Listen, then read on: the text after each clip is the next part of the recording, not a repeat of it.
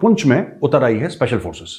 Para SF Poonch में उतर आई, drones उतर आए, स्निफर डॉग्स उतर आए और बिल्कुल कहते हैं कि जुनून की हद तक वहां पे सर्च एंड डिस्ट्रॉय ऑपरेशन चल रहे हैं। और पाकिस्तान की फौज नहीं तैयार, पाकिस्तान के टैंक, भाई हु आर यू आप? अब जाहिर बात है थे तो वो चीफ ही, और फिर लगता है कि याद सादी की बात ठीक थी। फिर अब जो हामिद मीर ने इंकशाफ किया है और ये कुरैशी साहब से भी उन्होंने कंफर्म किया ये बातें, फिर तो उसकी बातें ठीक थी कि जी इसके पांव कांप रहे थे, इसकी टांगें कांप रही थी, इमरान खान ना होता ये तो सौदा कर चुके होते। वहां पे ढूंढा जा रहा है किन लोगों ने करा। 7 हैं जो कह रहे हैं जैश ए मोहम्मद के, उनको ढूंढा जा रहा है। और बात सिर्फ ये नहीं है, बात सिर्फ जैश ए मोहम्मद तक नहीं है, बात सिर्फ वो 7 आतंकवादियों तक नहीं है, इनके पूरे स्लीपर सेल, इनके पूरे लोग जिन्होंने ग्राउंड पे इनकी मदद करी है। पाकिस्तान के ऊपर इल्जाम आएगा और पाकिस्तान की तरफ उंगलियां उठेंगी, क्योंकि कहा यह भी जा रहा है कि वहां से कुछ बुलेट्स मिली हैं जो कि चाइना मेड है। वहां चली और चीफ ऑफ आर्मी स्टाफ तशरीफ लाए, पैर कांप रहे थे, पसीने माथे पे थे, और हमसे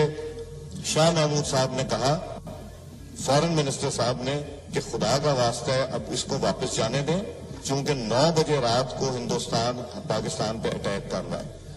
हमारे टैंकों में डालने के लिए डीजल के भी पैसे हमारे पास मौजूद नहीं हैं। ऐसे मौके पे हम भारत के साथ दोस्ती का हाथ बढ़ा रहे हैं, क्योंकि अमेरिका ने ऑर्डर दिया हुआ है कि भारत के आगे आपने लेटना है। अब आपके पास कोई ऑप्शन नहीं है। और यहां पे भारत में डर का माहौल है। जब से पता लगा कि बिल्लो रानी आ रही है, यहां पे डर का माहौल है यार। यहां पे ये डर का माहौल है, किसी को नहीं पता बिल्लो किससे कटोरा फेंक के क्या मांग ले। कि भारत के सामने मेरी कांपें टांगती हैं, भारत से मैं लड़ने के काबिल नहीं हूं। अब गवर्नमेंट ऑफ इंडिया भी अब अपने मोडस ऑपरेंडी चेंज कर चुकी है। अब वो प्लेन गेम में नहीं आती, अब वो अपना प्लानिंग कर लेती है, ठीक है बदला इस तारीख को प्लेन जाएंगे, मार के वापस।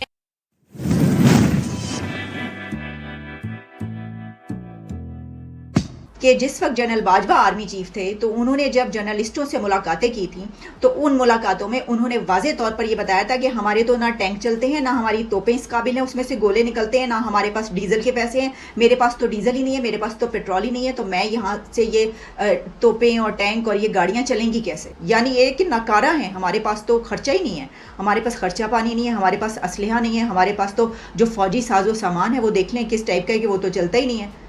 तो ये जो मतलब इंडिया और पाकिस्तान के बीच जो सिचुएशन है, तो इसमें ये अच्छी बात नहीं है कि हम जो हैं वो इस तरह के हमारे हालात रहें कि जंग करने के, हम कहीं जंग हो सकती है, हम जवाब दे सकते हैं, हम ये कर सकते हैं।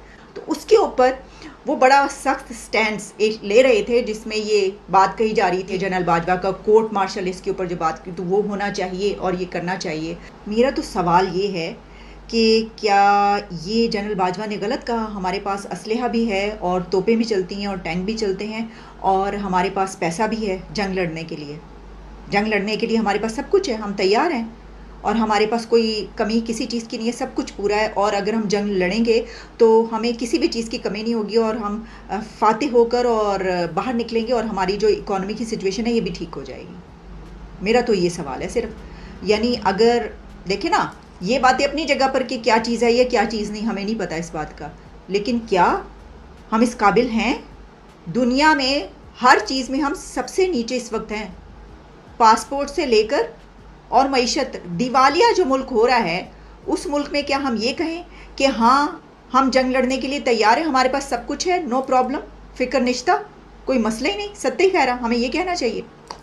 और अगर अमन कायम करने की बात हो रही है तो मैं तो भाई इस तरफ होंगी कि अमन होना चाहिए और जंगों को हमेशा के लिए ख़त्म होना चाहिए, तरक्की की तरफ दोनों कंट्रीज़ को बढ़ना चाहिए, चाहे वो आप जिस तरीके से भी करें, हमें इससे गर्ज नहीं है।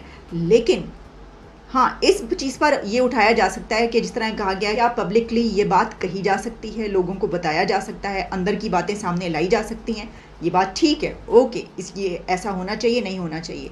लेकिन ऐसा तो नहीं है ना कि हमारा सब कुछ ठीक हो। और अब देखें ना, जो दुनिया के ऐसे कंट्रीज़ थे जहाँ पर हालात हमसे ज़्यादा अच्छे थे, वहाँ पर जब जंगें छिड़ी हैं तो वो तबाह हाल हैं। वहाँ पे क्या हालात हुए आपने देख लिए, कैसे उनकी पूरी की पूरी कौम और मुल्क तबाह हो गया।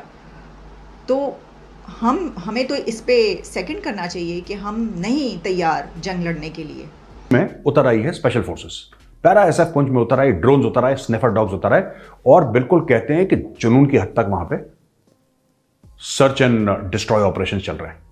ठीक है, वहां पे ढूंढा जा रहा है किन लोगों ने करा। 7 हैं जो कह रहे हैं जैश ए मोहम्मद के, उनको ढूंढा जा रहा है। और बात सिर्फ ये नहीं है, बात सिर्फ जैश मोहम्मद तक नहीं है, बात सिर्फ वो 7 आतंकवादियों तक नहीं है, इनके पूरे स्लीपर सेल, इनके पूरे लोग जिन्होंने ग्राउंड पे इनकी मदद करी है। एक बात ध्यान रखिएगा, ये मैंने आपको कल परसों भी बोला था, आज फिर रिपीट कर रहा हूं, बिना अंदर की मदद के कोई काम नहीं हो सकता। एक बार नहीं, लाख बार कह चुका हूं, किले के दरवाजे अंदर से खुलते हैं। ये आप भूलना मत कभी, किले के दरवाजे हर वक्त अंदर से खुलते हैं दोस्तों। जब तक आपके पास मीर जाफर और जयचंद नहीं होगा, आपके घर के दरवाजे नहीं खुल सकते। अगर आप एक हो जाओगे ना, आपके दरवाजे कभी नहीं खुल सकते। एक गद्दारों की टोली है जो ये सब करवाती है अंदर। इस चीज को कभी मत भूलना। और इस अटैक में भी यही हुआ है, तो दर्जन भर लोग अभी अरेस्ट करे गए हैं, उनका इंट्रोगेशन चल रहा है और आई एम वेरी श्योर बहुत जल्दी कुछ हो जाएगा। लेकिन हमारी इन्वेस्टिगेशन एजेंसीज जो हैं और सिक्योरिटी फोर्सेस, उनको बहुत चौकन्ना रहने की जरूरत है, क्योंकि ये जब तक पाकिस्तान में या तो इलेक्शन नहीं होते या जब तक और कार्रवाई नहीं होती G20 की, पाकिस्तान कुछ ना कुछ करता रहेगा, कुछ ना कुछ करता रहेगा कि भारत को इतना परेशान कर दो, इतना परेशान कर दो, इतना परेशान कर दो कि भारत कोई कदम ले ले। और जब कदम ले लेगा बोलोगे चुनाव तो हो ही नहीं सकते, देखो इंडिया ने अटैक कर दिया। That is the point. अभी इंडिया पाकिस्तान के रिलेशंस की अगर बात करें, बहुत टाइम बाद बिलावल भुट्टो जरदारी साहब पाकिस्तान के फॉरेन मिनिस्टर हैं, इंडिया जाने लगे थे। अनाउंस हुआ था कि वो शायद नेक्स्ट मंथ इंडिया जाएंगे। साथ ही आज सुबह उठे हैं तो एक वाकया, बहुत अफसोसनाक वाकया हमारे सामने आया। पुंछ के मुकाम पे जो इंडियन सोल्जर्स की जान गई है, अटैक किया गया उन पे। हमारे पाकिस्तान के पॉलिटिशियंस आज भी 90s के टाइम में, 80s के टाइम में पॉलिटिक्स क्यों करते नजर आ रहे हैं? मतलब उनका माइंड क्यों नहीं आगे बढ़ पा रहा? वो क्यों नहीं सोच पा रहे कि दुनिया बहुत हकीकत पसंद हो चुकी है, डेवलपमेंट की तरफ जा चुकी है। अब ये कश्मीर का चूरन, मजहब का चूरन, इंडिया का चूरन छोड़े, कुछ डेवलपमेंट की बात करें। करना पड़ेगा इनको, अब इनके पास कोई और रास्ता नहीं रहेगी। इसलिए कि अगली बार जब कश्मीर के ऊपर जो जंग होगी वो कोई हथियारों से नहीं होगी, वो इसी तरह से होगी कि इंडिया अपने साइड के कश्मीर को इतना डेवलप कर देगा, इतना पैसा वहां पे लगाएंगे कि बाकी दुनिया, बल्कि हमारी साइड के कश्मीरी भी कहेंगे कि हमें वहां जाना है। तब ये क्या करेंगे? इसलिए बेशक हम ये नहीं कह रहे कि हम कोई कंपटीशन नहीं कर सकते, भारत के पास जो पैसा है वो हमारे पास नहीं है, लेकिन जो है वो तो करें। आप भी वहां गए होंगे, मैं भी वहां जा चुकी हूँ, हमारी साइड के आजाद कश्मीर में। वहां पे रोड्स तक ठीक नहीं है और वहां पे नेटवर्क नहीं चलता, फोन का कई प्रॉब्लम्स है। उस पे काम करना शुरू तो करेंगे, वरना तो भारत ले जाएगा इधर का कश्मीर भी और ये मुंह देखते रह जाएंगे। कश्मीर पे क्या कर रहे हैं? कश्मीर पे मैं सिर्फ दुआ कर सकता हूं, इसलिए कि जनरल कमर जावेद बाजवा जो है उसने कश्मीर पे जो सौदा किया उसकी अभी तक डिटेल जो है वो कौम के सामने नहीं आई। मैंने क्या लफ्ज इस्तेमाल किया? सौदा। ये जो उन्होंने इंडिया के साथ line of control cease fire किया था, उस सीज फायर के फौरन बाद मोदी ने पाकिस्तान का दौरा करना था।